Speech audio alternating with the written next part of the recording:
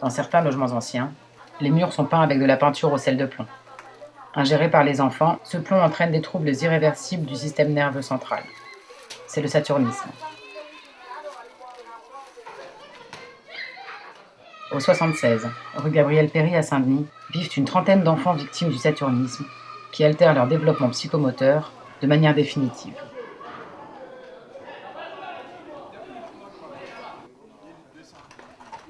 Réunies au sein d'un collectif, les familles se battent depuis des années pour obtenir des logements décents et pour certains un titre de séjour.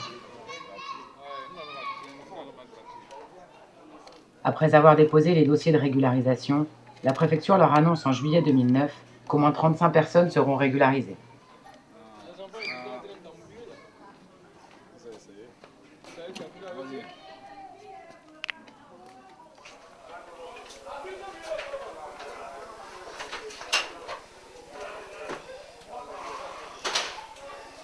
Parce que les gens doivent passer vendredi matin, comment on appelle ça, l'organisme qui contrôle la poussière de plomb là, pour voir si tout est en ordre, quoi, pour qu'on puisse l'intégrer. Il y avait de la poussière de plomb ici. Ouais, parce que ils ont fait le diagnostic hier, sur le mur qui avait à la fenêtre, il y a du plomb là-bas.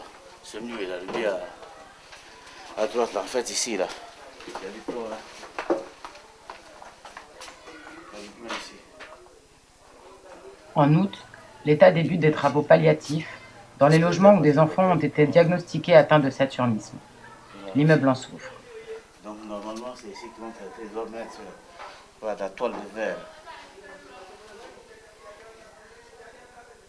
Mais ils ne font pas ça maintenant, hein. Dans un deuxième temps, quoi. La semaine prochaine. Non, à la fin des travaux, carrément, quoi. Mais entre-temps, vous allez revenir ici avec les enfants? Ouais. Donc c'est ce qu'on dit, c'est tout d'à peu près, quoi. Donc il faut faire attention avec les enfants, tout ça.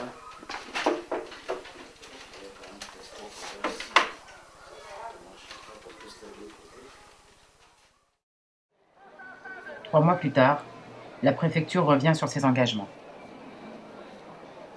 Désormais, le collectif du 76 n'a plus le choix des armes dans sa lutte pour le droit à une existence digne. La seule arme dont disposent les habitants du 76, c'est le corps. Ils décident alors d'entamer une grève de la faim. Pour nous, il n'y a pas de raison que ça n'aboutit pas. C'est un droit, je pense. On ne demande pas autre chose. On ne veut pas de l'assistanat. On veut que la carte de séjour là, qui nous permet de travailler là, quoi, et nous savons bien qu'en ayant ça, c'est une porte de sortie là. Et tout vient après ça. On ne peut pas comprendre non plus, pendant des années, qu'on nous utilise, c'est-à-dire que des patrons qui nous utilisent, nous fassent travailler, nous fait croire qu'ils payent des taxes pour nous, sachant bien qu'on n'a pas de papier. Si le travail par heure doit coûter par exemple 8 €, qui est dans un boulot, qui est officiel, peut-être qu'on te propose que 4 €, 4,50 €. Et tu travailles pendant 12 heures par jour pour 4,50 € $. On peut fumer, mais si, ça va t'affaiblir. Ah ouais, d'accord. Trunga, comment t'es pas. Si on rit tout ça, mais moi j'ai déjà fait la grève de la faim, j'ai fait la grève de la faim. On boit de l'eau sucrée, mais on ne mange pas d'aliments. Il n'y a pas de souci. Est-ce que tu vois? Et l'organisme, au bout de 10 jours déjà, voilà, tu commences à te rendre compte que tu ne manges pas. Ah oui. Voilà. Non, je suis partant. Donc ce n'est pas pour commencer et puis arrêter. Voilà. On va jusqu'au bout. Voilà. Voilà. Parce que c'est notre crédibilité aussi qu'on joue, quoi. Tout à fait. Est-ce que tu vois? C'est pour ça que on dit, on a tout épuisé, on a tout fait, il n'y a plus rien. C'est la dernière âme, c'est tout ce qui nous reste. Depuis un an, on est mobilisé. Tout à fait. Voilà, donc c'est ce qui nous reste, c'est la dernière âme. Après ça, il n'y a plus rien.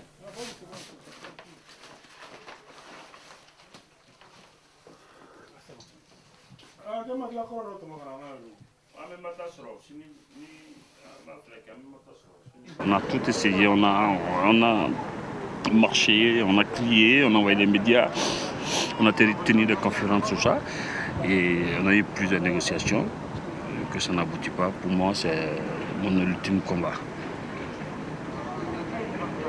Voilà. Pour moi, c'est ça, ou rien quoi. Comme ça, si ça se termine mal, je sais que je n'ai pas fait ça pour rien. Qu'ils comprennent que ça va être sur les consciences quoi. Pour un bout de papier, si quelqu'un doit sacrifier sa vie pour ça, mais tant pis. Trop, c'est trop.